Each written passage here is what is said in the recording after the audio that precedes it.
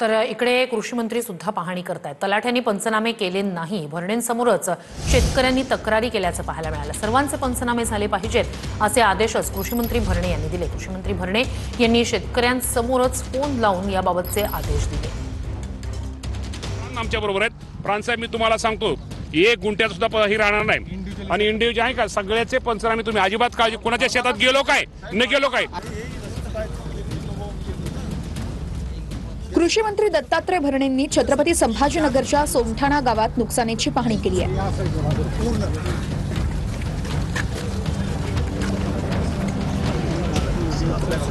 यावेळी जिल्हाधिकाऱ्यांच्या आदेशामुळे पंचनामे होत नसल्याचं सांगत शेतकरी भरणेंसमोर चांगलेच आक्रमक झाले।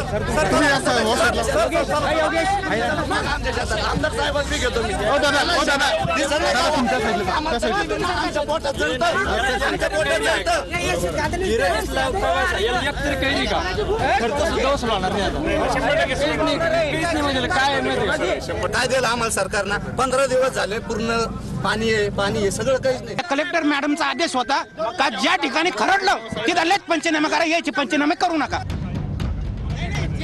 जिल्हाधिकाऱ्यांमुळे काहीतरी चुकीचं पत्रक केलंय असं म्हणत शेतकऱ्यांनी आश्वासित करण्याचा प्रयत्न केला। तुम्हाला सांगतो एक जर पंचनामा राहिला, विहीर बुजलेली असू द्या कुठला असू द्या, तर तुम्ही शांत राहता, सगळ्यांनी ऐकून घ्या। माझं कुठलाही शेतकऱ्यांच्या आक्रमक पवित्र्यानंतर सरसकट पंचनामे करण्याचे भरणेंनी अधिकाऱ्यांना फोनवरून आदेश दिले। लावा मॅडमला फोन लावा, तुला कोण आहे मॅडम? तुम्ही ते खरडून जमिनीचं का टाकत नाही पंचनाम्यामध्ये? जे खरडून गेले ते खरडून टाकलं पाहिजे याच्यामध्ये एनडीआरएफच्या नियमाप्रमाणे टाकून घ्या आणि 80% ना जे नुकसान झालं ते सगळं नुकसान घ्या। मी तुम्हाला सांगतो, मंत्री म्हणून सांगतो, तुमच्या ह्या ताताच्या तालुक्यात आपण आलोय तुमच्या बदनापूरला, इथं शेतकऱ्यांचा 1 गुंठ्याचा पंचनामा राहिला तर जबाबदार तुम्ही राचाल। अजिबात कुणाचं ज्याचं नुकसान झालं ते सगळ्याचं हे करा। खरडून झालं असेल खरडून घ्या, पशुधन वाहून गेलं सगळं घ्या। कुठलाही माझा इथला शेतकरी वंचित राहणार नाही। शेतकरी खूप आज अडचणीत आहे, त्यामुळे अजिबात कारण कोणीही करू नका, सगळी काळजी घ्या। जमीन वाहून गेली असेल, विहीर बुजली असेल, सरकार मदत करेल, 1 गुंठ्याचाही पंचनामे शिल्लक राहणार नाही असंही भरणेंनी यावेळी म्हटलं। निश्चित प्रकारे तुम्हाला सगळी मदत, जमीन जरी वाहून गेली असली, विहीर जरी बुजली असली किंवा बाकी जिथं ज्याचं ह्या अतिवृष्टीमुळे नुकसान झाले, घराचं असू द्या, ह्याचा पडझडीचं असू द्या, ही सगळी नुकसान भरपाई दिली जाईल। दरम्यान 2-3 हजारांची मदत नको, हेक्टरी 50,000 द्या अशी मागणीच शेतकऱ्यांनी कृषी मंत्र्यांसमोर केली।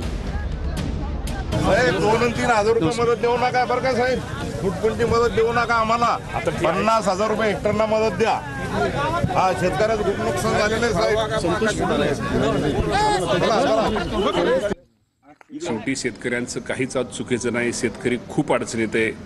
शेतकरी कधी दुष्काळामुळे आज दुष्काळ पडतो, कधी गारपीट होते आणि कधी आता अतिवृष्टी होते, त्यामुळे शेतकरी आज अडचणीत आहे। या बाबतीमध्ये निश्चित प्रकारे शेवटी तुम्ही म्हटला ओला दुष्काळ, शेवटी केंद्राचे राज्याचे निकष, केंद्राचे काय निकष, ह्या गोष्टीचा विचार तो मुख्यमंत्री, दोन्ही उपमुख्यमंत्री, मुख्यमंत्री करतील। परंतु ह्यापेक्षा आजच्या काळामध्ये शेतकऱ्यांना मदत किंवा शेतकऱ्यांना निश्चित प्रकारे कशी लवकरात लवकर होईल हा शासनाचा आमचा प्रयत्न आहे। आणि परत शेतकरी जो निश्चित प्रकारे जो त्याच्यावर अडचणीचा, त्याच्यावर जो अडचणीच्या काळामध्ये त्याला मदत करणं, ह्याला आमचं प्रथम प्राधान्य आहे। आपल्या माध्यमातून एवढं सारं नुकसान भरपाईचं जे पंचनामे आहेत शेतकऱ्यांच्या नुकसान स्थितीच्या, ते काम युद्ध पातळीवरती आमचा महसूल विभाग, आमचा कृषी विभाग हा करतोय।